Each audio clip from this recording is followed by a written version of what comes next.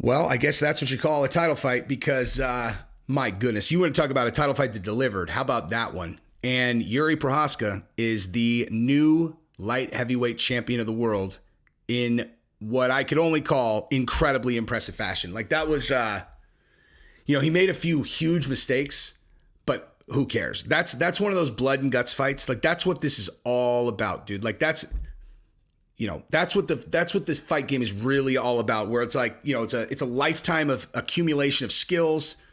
But at the end of the day, it's like, what are you made of? Like, what are you made out of? Like, what can you withstand? And how bad do you want it? Like, how long can you remain focused while taking tons and tons of punishment? And it was, one of the things that I thought was incredibly notable was Jiri's. So like before they put a microphone in his face, right? So he submitted, by the way, if no one saw this, Jiri won by fifth round submission. He choked Glover with like 30 seconds left in the fight. And about 20 seconds before that, Jiri passed Glover's guard to side control. And I said on my live stream, I was like, do you know how fucking tired Glover needs to be to have allowed Jiri to pass his guard like that? And, 20 seconds later, he got choked. So, listen, here's the deal. He just won the light heavyweight championship, which inevitably represents the culmination of his entire, martial arts training life and his entire competition, right? Like, it's an incredible moment for him. It has to be. And he got up and I was like, look at how calm he is. Like he looked, it didn't even, like his demeanor didn't match the moment to me, where I was like, wow, he really is like a monk samurai. He's not like, he's so calm. Look at him. And they put the microphone in his face. And in all seriousness, after one of the most incredible back and forth fights I've ever seen, certainly in the conversation for the best light heavyweight title fight ever. I think it was universally accepted that the current reigning prior to this was Gustafsson versus John Jones 1. I don't even think that's in the conversation versus this fight. I think this is a better fight, Maybe I'm being, recency bias, but like, I don't think I'm exaggerating when I say this is the best light heavyweight title fight ever. And Jiri gets on the microphone and goes, I'm really, really sorry, guys. I'm really sorry. I promise I'm going to fight better next time. That's what he said. And he's totally serious. He's 100% serious about that. Like he wasn't putting on an act. He was serious. He was genuinely disappointed in that moment. In the moment where he won the light heavyweight title after withstanding a tremendous amount of punishment, after escaping from terrible positions with the best, grappler, pure jiu-jitsu fighter in the entire UFC, who he submitted, by the way. He took tons of shots. He put himself in terrible positions with that rollout. That was just like, he kept, like when, he would get to where Glover had a hold of his leg, and once he could pull it out enough to where he was like underneath the knee, the hold was under the knee, he kept rolling out of it. And every time he would roll out, he would roll into Glover on top of him past his guard. I was like, dude, like the first time I knew that was going to happen. If like, as soon as he rolled, I was like, oh my God, why is he doing that? And then he got put in a bad spot. And the second time he did it, I was like, oh my God, wait. The third time, I'm like, dude, what the fuck are you doing? Like, do you think this is the time you're going to roll out of that position and you're just going to stand back up? Like he's waiting for you to do that. But aside from those mistakes, he fought through incredible adversity, and he ended up submitting the best jiu-jitsu fighter in the UFC. And for him to get on the microphone and be disappointed about that is incredibly impressive, because listen, for people to be truly great at something, like genuinely great at something, they have to be kind of crazy. Like you have to be kind of like crazy, they're inspiring, which is why we overlook their character defects, because the character defects, drive them to be the thing that we're inspired by. Like if you watch like The Last Dance, the Bulls with Michael Jordan, if you have a heartbeat and you have red blood in your body, You're inspired by Michael Jordan and you're like, man, what a fucking badass. But let's say that you're not like pretend that you're not for a second wired like we are, people like us, right? Like just pretend you're not wired like us. Pretend that competition is not important, that like measuring a person based on their ability to beat other people or perform under pressure in a team or single sport environment, you know, like imagine that that wasn't something that you cared about, because there's a lot of people that don't give a shit about that. And then look at Michael Jordan through those eyes. He'd look like a psycho. Like he'd look like a fucking crazy person. You're like, Jesus, who cares about winning that much, you fucking weirdo? You know what I mean?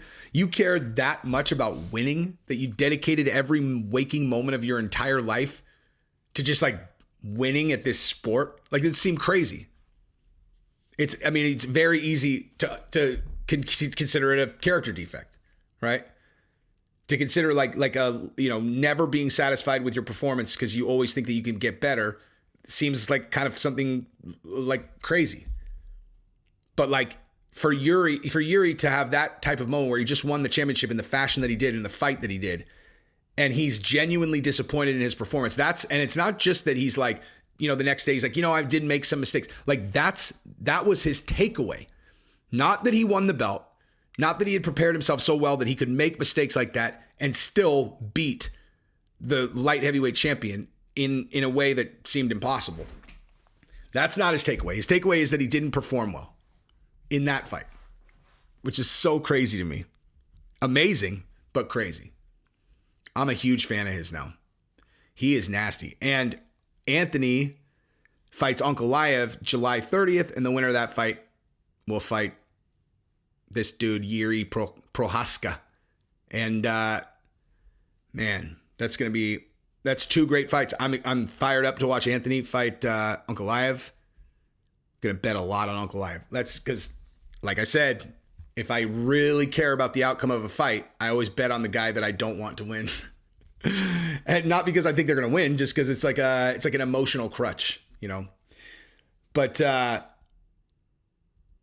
either way, dude, like the light heavyweight division is shaking itself out. That's only Yuri's third fight in the UFC. So a bright future for that young gentleman. Congratulations to him. Congratulations to Glover, in all honesty. Like Glover, Santos, you know, the two fighters that came up short in the co-main and the main, they didn't come out dirty. Like they didn't come out any dirtier. They came out better. Even Glover, dude. You're telling me that you're telling me next time he fights that you're not more excited to watch him fight than you would have been if he won by like first, like if Glover won by first round submission, you're telling me you would be more excited to see him fight next time than you are now after that fight? Because I can tell you right now for sure, I'm more excited to watch him fight after that fight. Jiri could be a huge star, man. If he does well. But again, I'm rooting for Lionheart to win this next one and then, you know, and then beat Jiri. But Jiri is a goddamn beast, man. And he, like, here's one thing about the fight itself and how he fights. And I was saying this during the fight as well. Like he is impossible to prepare for because there's no rhythm to time. Like there's no traditional strikes to counter. Like he doesn't fight like anyone else, you know. He has this, you know, usually it's like, you know, like this is kind of your natural, like the natural state of fighting. It's kind of like bounce. And what are you looking at right here? You're looking at rhythm, dude. You know, it's like, all right, you know, and then, well, so at least there's some kind of giveaway where people are looking and they know they have some kind of way of gauging when you're going to throw your strike. And then most people, you know, you get traditionally trained. It's like jab, you know, jab, cross, hook, uppercut. You know, it's like, okay. And then, you know, in MMA, people throw an overhand. They throw this, like, there's only so many strikes that a person throws. And like Jiri, that's not how he fights. So you're not like looking, you're not sitting on a certain punch. You're not sitting on a certain kick. He throws, you have no fucking idea what he's going to throw. And he doesn't do there's no pattern to it. I was trying to figure out if there's any fucking pattern. There's no pattern to what he's doing at all. There is nothing for you to go on to read his strikes. Nothing. So he's a hard guy to deal with. But his style, you know, he takes chances. When he does commit, he leaves himself open. You know, he's committing. He certainly can get touched, because he did get touched. But fucking A, man. If he touches you, I can't believe that Glover ate that fucking knee. I didn't even, like, in the fight itself, I didn't even realize that knee was that heavy until they showed the replay in between rounds. I was like, holy shit, how the fuck did he eat that? Anyway, really impressive. Awesome night of fights, man. Congratulations to Wei Li. I'm going to do another video about that tomorrow. I'm too tired right now. I'm falling asleep. It's 1 a.m. But yeah, I know why Wei Li won that fight. Aside from the fact that she is fucking incredible. But there's a whole other thing that I'll talk about in another video. But anyway, I'm going to sleep. Love you guys. Good night. Subscribe to the channel, for fuck's sake, dude. I stayed up till, I did a 6-hour live stream. And I filmed for 2 hours before that for me and Gabrielle's channel.